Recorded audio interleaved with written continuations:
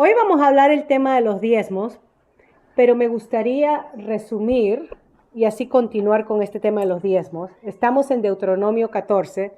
Resumir lo que estuvimos tratando la semana pasada acerca de lo inmundo y lo sucio, como se define en Deuteronomio y como se definió en Levíticos 11, que les pedí que por favor lean.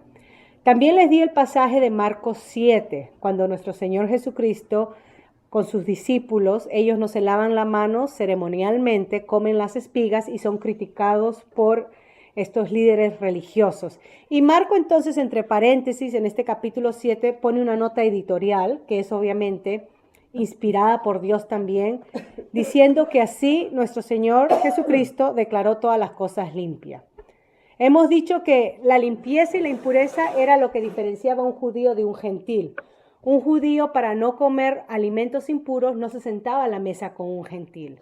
Es lo que tuvo que debatir Pedro cuando Dios se le presentó en esta visión de los animales impuros en Hechos capítulo 10, donde Pedro dijo que jamás había comido esos animales impuros y Dios 3 veces le dice que lo que él ha llamado puro, lo que él ha limpiado, mejor dicho, él no lo llame impuro. Y acá entonces vemos que Dios es el único que puede declarar lo que es limpio y lo que es sucio. Así como en el Antiguo Testamento lo hacía, ahora en el Nuevo vemos que Él es el único que declara o redeclara algo que es como algo limpio. Pedro tuvo dificultad en entender esto, pero cuando fue a la casa de Cornelio, se sentó a comer con Cornelio, entendió el principio. Pablo amonestó a Pedro en Gálatas 2 porque vemos que Pedro tuvo una influencia de este grupo de los judaizantes que querían judaizar a los creyentes gentiles. Los judaizantes decían, todo aquel creyente gentil que venga a Cristo debe ser circuncidado y guardar la ley de Moisés para ser cristiano. Y acá Pablo dice, no, de ninguna manera, la ley de Dios sirvió un propósito. Gálatas, todo el libro habla, era el tutor, era el maestro, hasta que lleguemos a la plenitud de Cristo, hasta que llegó Cristo, donde todo se cumple, ¿no? Israel, se puede decir, en el Antiguo Testamento era como ese niño guiado por el tutor de la ley. Hasta que vino Cristo, el niño creció y ya no necesita la ley para ser declarado justo. La ley nunca sirvió para ser declarado justo, es el argumento de Pablo en Gálatas. La ley sirvió para apuntar la injusticia de Israel, la maldad de Israel, el pecado de Israel, la insuficiencia de poder venir ante un Dios santo. Para eso sirvió la ley, porque tanto en el Antiguo Testamento como el Nuevo era la gracia de Dios lo que los hacía acceder ante su presencia. Era la declaración de justicia de Dios lo que hacía que el judío sea aceptado ante su presencia. ¿Okay? Entonces lean el libro de Gálatas, Colosenses 2, Pablo habla que las prácticas que tienen que ver con cosas externas, comida, bebida, guardar días festivos, no tienen valor para superar la lucha contra la carne. ¿Okay? No nos hace más espirituales comer ciertas cosas o no comer ciertas cosas. Y es así como llegamos entonces al capítulo crucial, se puede decir así, donde se puede definir o nos puede ayudar a redefinir sobre si tenemos este problema con creyentes, digamos, judíos, o creyentes que creen que esta comida no se debe de comer o que este día se debe de guardar.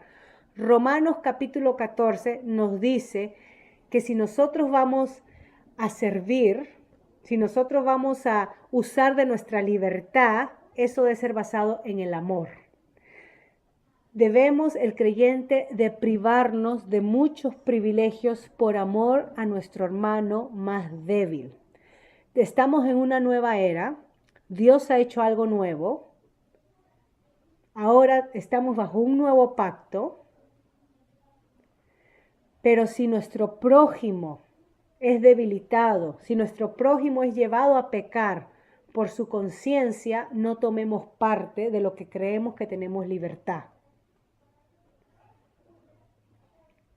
Entonces la cuestión acá para el creyente no se trata si comer carne o no comer carne, viene a ser un asunto personal y el creyente es llamado a decidir todo a favor del crecimiento de su prójimo.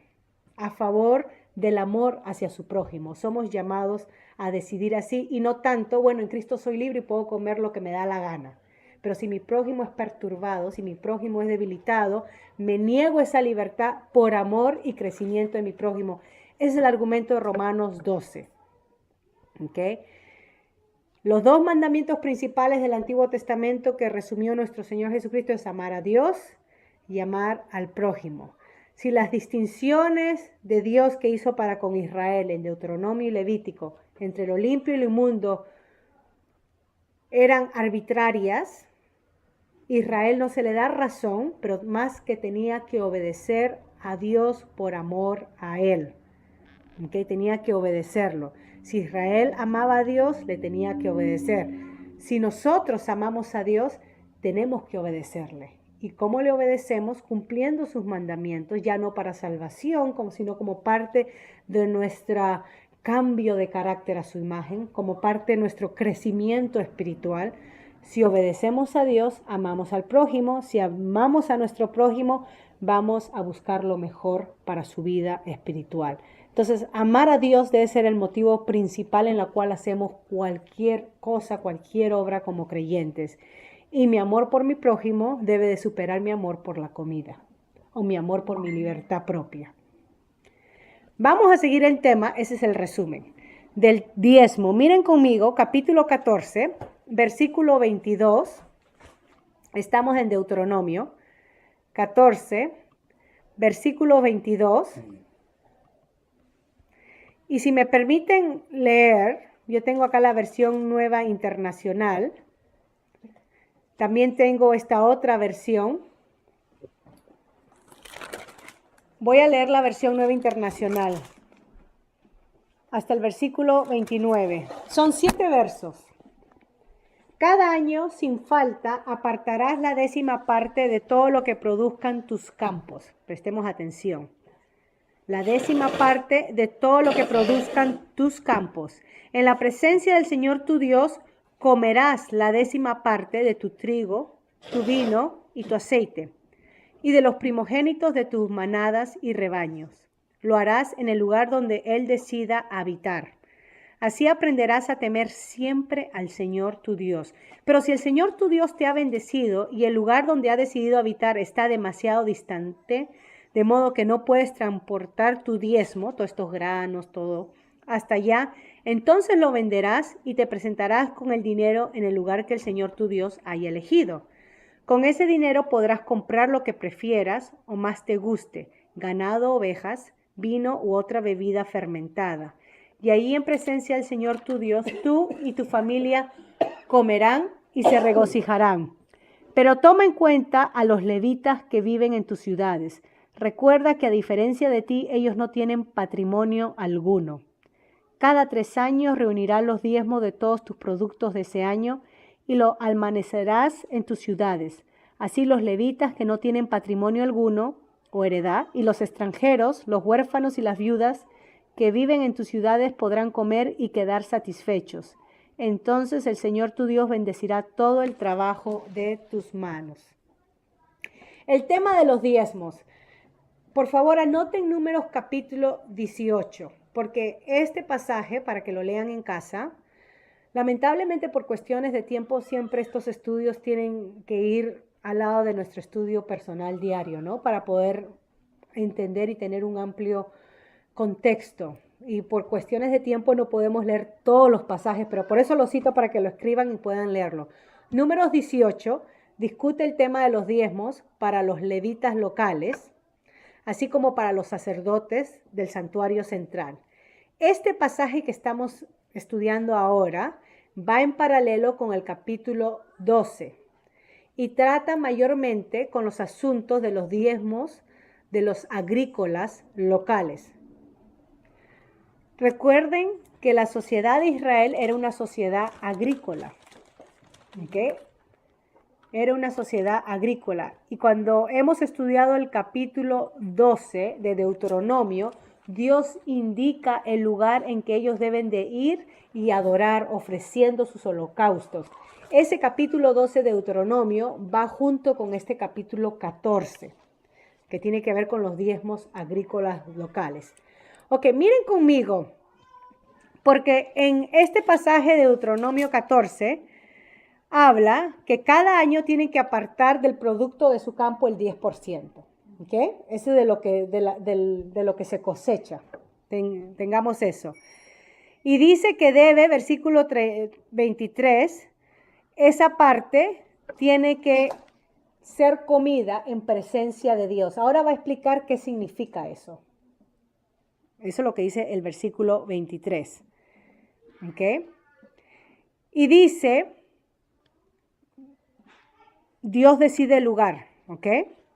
Versículo 24, como el Señor lo ha bendecido y el lugar que ha decidido habitar. Un porcentaje es muy importante, porque si el Señor bendice, no se hace injustos a uno que dan más que otros, es conforme a cómo tú recibes. Es un 10% de tu cosechas conforme. Si tienes un campo pequeño, una parcela de un par de acres, el 10% de eso va a ser menor a tu vecino si tiene un campo de 100 acres. No hay injusticia en eso, es conforme Dios te ha bendecido. Y hemos estudiado en el libro de Josué que las tierras fueron dadas de acuerdo a la cantidad de personas de cada familia. O sea, una familia que era numerosa, la tierra era más grande de una familia que era mínimo en número. El propósito era para que la tierra sea trabajada y así evitar la explotación, que los que se hacen ricos adquieran más tierras y dejen a otros sin tierra. Es por eso que la tierra para Israel, la tierra de Canaán, podía ser puesta por deudas, ¿no? Podía ser puesta bajo una deuda empeñada, pero el nombre correcto debería ser, en inglés decimos mortgage, pero en español se dice nada. La tierra podía ser hipotecada en el caso que este año hubo una pestilencia o no produjo mi campo. Entonces, para poder comprar grano de otros que sí produjo, yo hipoteco mi tierra a una persona que me pueda pagar. Con ese dinero compro comida y alimento a mi familia. Pero de ahí tengo que pagarle al que me debe. En caso que no pueda pagarle, el que me debe adquiere mi tierra. Se adueña de mi tierra y me da trabajo para que así yo pueda entonces vivir trabajando en la tierra. Pero cada 50 años, en el año de jubileo, el que compró mi tierra, si en esos 50 años yo no gano lo suficiente para comprar mi tierra de regreso, porque el plan de Israel es que si la persona que hipotecó su tierra tiene el dinero para comprarla de regreso, las leyes iban a favor de que te devuelvan la tierra, pagues lo que es la hipoteca y te devuelvan la tierra sin intereses, ¿ah? No se hacían ricos por la hipoteca, sin intereses, se aplicaba, era la ley justa de Dios. Si en esos 50 años yo no pude pagar mi tierra, ni mi hijo, porque nos quedamos en un estado de pobreza, entonces lo que compraron la tierra tenían que devolverla a la familia, según la ley de Dios. Y así era la ley justa, equitativa para todos. La ley del diezmo sale de ese principio que Dios ha dado la tierra a su pueblo. El pueblo no ha ganado esa tierra. Dios se la ha dado como una herencia al pueblo, equitativamente de acuerdo a las familias. Y cuando Dios le dice el 10% de lo que cosechas, me lo vas a dar a mí, pero la manera en que se lo dan es tú vas a disfrutar de eso en mi presencia. Es como decir, si Dios es dueño de la tierra, yo darle un 10% no es nada. Si Él es dueño, Él me la dio. Él me la dio. Claro que sí, Señor. No es mía. Es tu tierra. Eso tengamos en mente, ¿ok? Entonces, versículo 26. Si uno no podía llevar todo eso, el 10%, al lugar que Dios marca para adorarlo como ofrenda y holocausto y comer y ser parte de esos diezmos, porque el diezmo era traer esa ofrenda y ser parte de una comida, o sea, gozarme de esos granos, comer de esos granos. Si uno no podía ir porque el lugar era muy lejos, el versículo 26 habla, vende ese 10%. Y el dinero entonces vas a llevarlo a un santuario central que Dios escoja. Eso va con paralelo con el capítulo 12-20 de Deuteronomio que hemos estudiado. Acá tenemos que entender que Dios desea la felicidad de su pueblo. Dios quiere que su pueblo comparta con Él en una actitud de gozo y regocijo. Ese es el trasfondo del diezmo. Dar de lo que Dios en sobreabundancia ha dado, en su gracia, dar y regocijarnos al dar. Eso es lo que le pide a su pueblo, ¿okay? La actitud. Muy importante.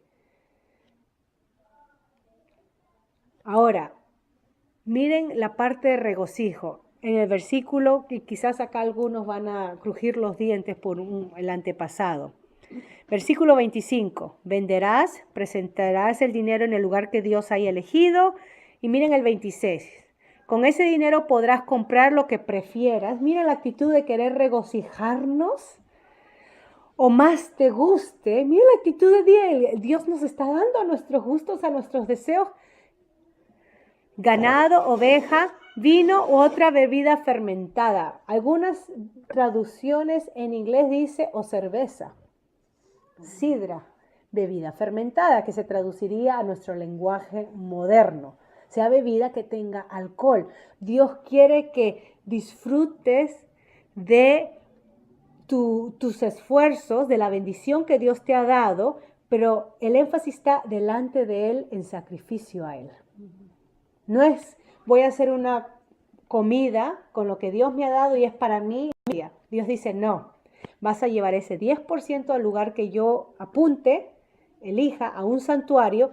Ahí vas a ofrecer tus sacrificios, tus holocaustos. Ahí vas a comer, vas a beber, te vas a alegrar con todo tu corazón. Y ahora vamos a ver algunos paréntesis que vienen. Esto fue lo que hizo el marido de Ana, Elcana, en 1 Samuel capítulo 1. Es el contexto. Elcana tenía sus dos mujeres. Y fue al santuario local a ofrecer sacrificios y votos y traía sus diezmos. Y ahí entonces era un lugar de regocijo, de deleite, y ahí es donde Ana estaba llorando, pidiéndole al Señor por el sufrimiento que llevaba porque era estéril. Cuando el sacerdote la ve, esta le fue muy bien, se emborrachó, está borracha, porque este es el contexto. Y Ana le dice, no Señor, estoy llorando, estoy angustiada en alma porque no produzco un hijo. Y lo que más quiero es tener un hijo para mi esposo. Y claro, tenía la rivalidad de Pinina, que era la esposa de Elcana, que tenía hijos y le sacaban en cara. Bueno, ese es más o menos el ambiente en donde se lleva este lugar. Podemos hablar del alcohol. La Biblia no condena el alcohol, habla que es alegra nuestro corazón. Lo que la Biblia condena es el alcoholismo o la adicción al alcohol. ¿Okay? Eso es lo que la Biblia condena, cuando nos dejamos llevar por el alcohol, controlar por el alcohol. Porque en el Antiguo Testamento, Salmo 104, versículos 14-15, habla que el vino es un regalo de Dios. No solamente en los salmos, pero Salmo 104, versículo 14-15. Ahora no les doy estos pasajes para que vayan y lo divulguen a la iglesia, no, porque tenemos que ser aplicando el pasaje de Romanos 14, que puede haber gente débil que haya sufrido un pasado de adicción y no queremos ser piedra de tropiezo para algún hermano, alguna persona que está viniendo al cristianismo. Acá es donde podemos usar nuestra libertad en deprivarnos por amor a otros. No, puede ser que gocemos de una copa de vino y nos regocijemos, pero si eso va a causar tropiezo a mi hermano, entonces yo me privo por amor a mi hermano. Ese es el principio de Romanos 14 que les estaba hablando. El vino era usado en el Antiguo Testamento como ofrenda de sacrificio a Dios. ¿Okay? Esto es lo que habla Deuteronomio 14, 26. También Números 15, 7. El vino era usado como medicina. ¿Okay? El vino... Pablo, cuando le habla a Timoteo, toma un poco de vino por causa de tus asuntos estomacales. En 1 Timoteo capítulo 5. Que el vino puede ser un problema. Vemos que Noé se emborrachó, Lot se emborrachó, Sansón se emborrachó. ¿Okay? El vino puede ser un problema y la Biblia no habla que nosotros nos dejemos controlar por el vino, sino que sepamos usar para alegrarnos, nada más. ¿Okay? Habla en contra del abuso del vino. En el Nuevo Testamento, nuestro Señor Jesucristo transformó el agua en vino en las bodas. Jesús bebía vino. Es más, le decían, este es un glotón y bebedor de vino, cuando lo criticaron, a diferencia de Juan el Bautista, que no bebía, se abstenía. Mateo 11, del 18 al 19, Lucas 7, 33 al 34. A los primeros creyentes, recuerden cuando vino el Espíritu Santo en Hechos 2, se le acusó de estar ebrios en la mañana. Y Pedro, cuando da su discurso en Hechos 2:13, le dice, hermanos, es tan temprano, ¿ustedes creen que vamos a estar borrachos tan temprano? No, no, no. Y comienza entonces a su primer sermón. ¿Ok? Pablo habla en Timoteo, en Tito, en 1 Pedro, que los líderes no deben de abusar del vino. ¿Ok? Entonces, el vino es un regalo de Dios, la ebriedad es un problema.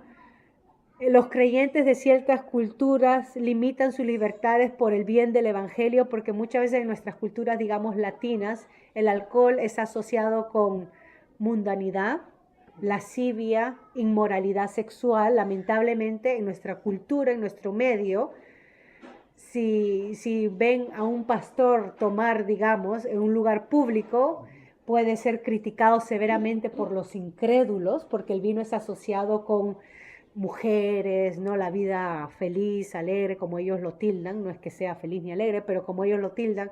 Entonces, tenemos que ser sensibles a eso, y nuestro propósito no debe ser mi libertad en Cristo, sino el poder ganar almas a Cristo y usar de prudencia y sabiduría en saber cuándo no tomar, cuándo tomar, o quizás no tomar. De eso se necesita la dirección de Dios, ¿no? Y evaluar los contextos, obviamente. Versículo 26 entonces, la ofrenda que traían delante de Dios, las personas comían juntos en familia, y esto era la señal del pacto del Antiguo Testamento. Ahora recuerden, cuando nuestro Señor Jesucristo inaugura el nuevo pacto, ¿en qué contexto lo hace? Lo hace en el contexto de comida y bebida. Él sigue con esta misma tradición conocida por Israel, por el Dios de Israel. Y esta vez era Dios comiendo con ellos, tomando con ellos y diciéndole, ahora mi cuerpo es dado. Lo que nosotros conmemoramos, recordamos, ¿no? La cena del Señor. Mi cuerpo es dado por los creyentes. Mi vino, mi sangre es derramada por la remisión de pecados. Entonces se da la señal del pacto se da en un ambiente de comida, de regocijo. Miren conmigo entonces, es el versículo 26, ya estamos terminando. Termina con diciendo, comerán y se regocijarán. Versículo 27, hay que tomar en cuenta a alguien en todo esto. Toma en cuenta a los levitas. Los levitas eran las personas que venían de la tribu de Leví, que no recibieron tierra, no recibieron herencia y dependían de la caridad del pueblo, del sustento del pueblo. Muchas veces cuando el pueblo no daba los diezmos, no compartía con los levitas eran forzados a trabajar y descuidaban la enseñanza de la ley. El trabajo del levita era enseñar la ley de Dios al pueblo, servir, ¿no?, en el santuario, servir en el lugar de ofrendas, administrar los diezmos y todo eso. Acá Dios le dice que no olviden a estas personas, porque ellos no tienen herencia. Ya vamos a estudiar eso porque va a hablar en una sección específicamente sobre los levitas. Pero versículo 28, cada 3 años le dice Dios a Israel que el diezmo de aquel año tiene que ser depositado en sus ciudades, debe ser guardado, versículo 29, porque suple un fin específico. Vendrán al levita, que no tiene parte ni herencia, el forastero, este es el inmigrante, el que no es israelita, el huérfano, la viuda, tipo Ruth, Noemí, que habitan en tus ciudades y ellos se abastecerán, ellos comerán, ellos se saciarán, para que el Señor tu Dios te bendiga en toda obra que tu mano haga. O sea, cada 3 años el diezmo era puesto en un almacén, un Walmart, un Costco, y de ahí iban a comer los pobres, el levita, el huérfano, el inmigrante, la viuda. De ahí iban a comer. Y esta es la manera como Dios suplía a los más necesitados.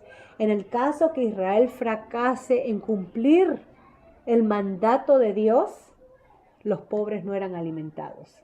Algunas veces han escuchado ustedes la pregunta, o más bien es más como una acusación. Si Dios existe, ¿por qué hay tanta hambre en el mundo? ¿Por qué hay tantos niños? ¿No? La queja va. En el mundo que se mueren de hambre. Que el problema no es con Dios.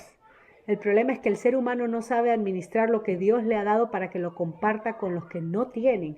Y acá en la ley de Dios tenemos la voluntad de Dios revelada a su pueblo diciéndole, para que ustedes sean santos como yo soy santo, ustedes tienen que ver por el porvenir de aquellos más desamparados.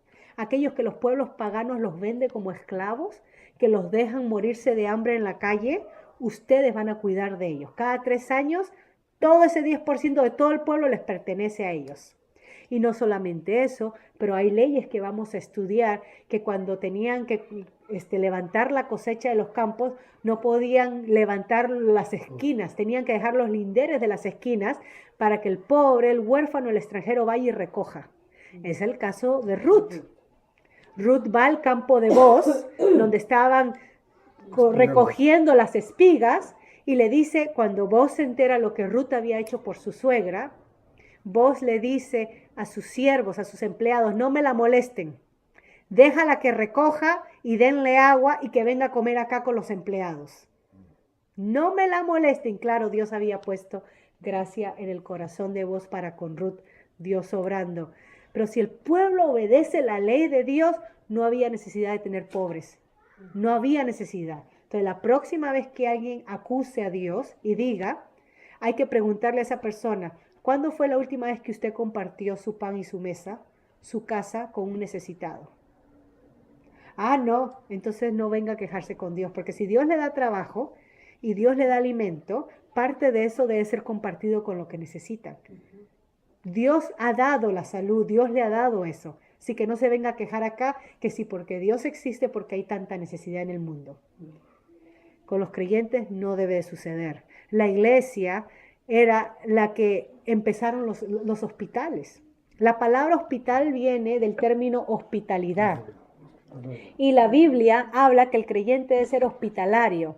Y hospitalario no para con la familia. Está hablando hospitalario para con extraños que yo no conozco, con gente extraña. La Biblia nos se aplica, debemos ser hospitalarios. ¿Qué significa hospitalario en el idioma original? Es ser amigos de extraños. Eso es lo que significa hospitalario. De ahí viene la palabra hospital.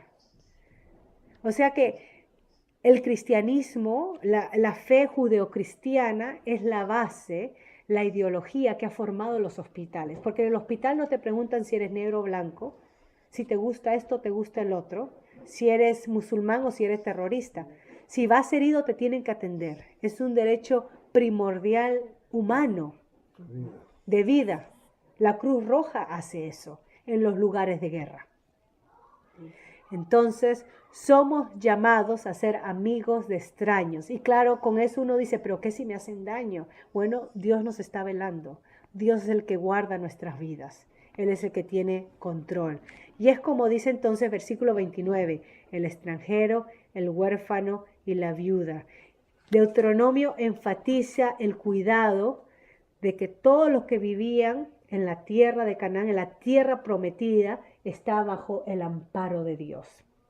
Ahora imagínense si nosotros somos ciudadanos del pueblo de Moab, al costado, donde Dios le dijo a Israel, no lo molestes que yo le he dado esa tierra. ¿Saben qué? Yo quiero, como Ruth, yo quiero emigrar a Israel. Yo quiero ser parte de ese pueblo porque allá me tratan con dignidad y con humanidad. Allá al ser humano lo aman, lo atienden. y yo emigro y vengo a ser parte del pueblo de Israel. Eso es lo que hizo Ruth.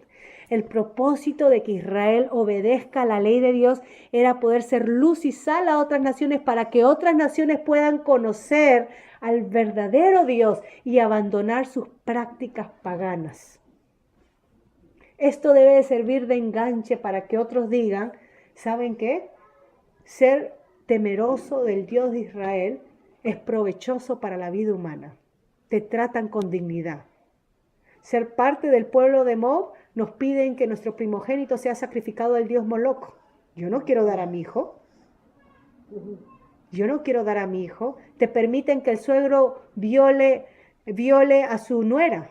Yo no quiero ser parte de ese pueblo donde esas prácticas eran tolerables, donde la prostitución en el santuario pagano era permisible y si el sacerdote quería acoger a mi hija virgen se la llevaba y la hacía parte de la prostitución pagana. Yo no quiero ser parte de ese culto pagano y de esa sociedad, así como hoy en día decimos viajar a ese país donde los derechos de la mujer no es, ni loca me hago ciudadana, pero vivir en este país donde hay derechos y libertad, claro que sí.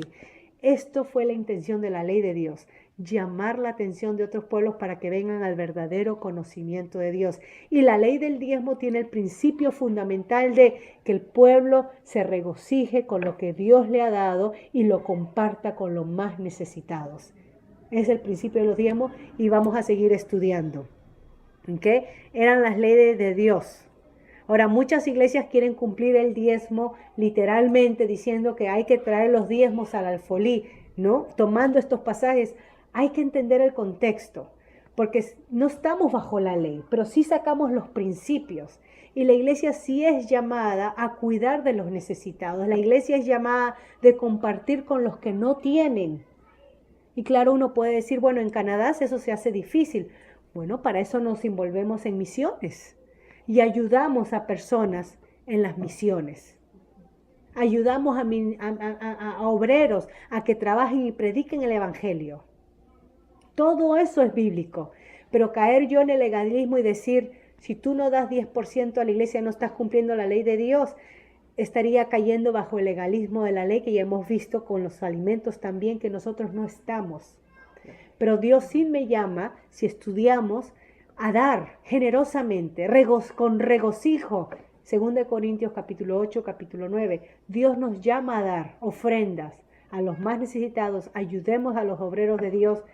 Pablo cuando habla a Timoteo, que el obrero es digno de su salario, que no le ponga bozal al buey que trilla. Todo eso viene de la ley de Dios. Somos llamados a dar. No se nos dice cuánto, se nos dice conforme Dios te haya prosperado. Uno puede decir, bueno Señor, 10%. 20%, 5%, conforme a cómo tú con alegría te propongas en tu corazón, porque Dios ama al dador alegre y reconocemos que todo lo que tenemos le pertenece a Él. Voy a acabar ahí entonces para poder tener nuestro tiempo de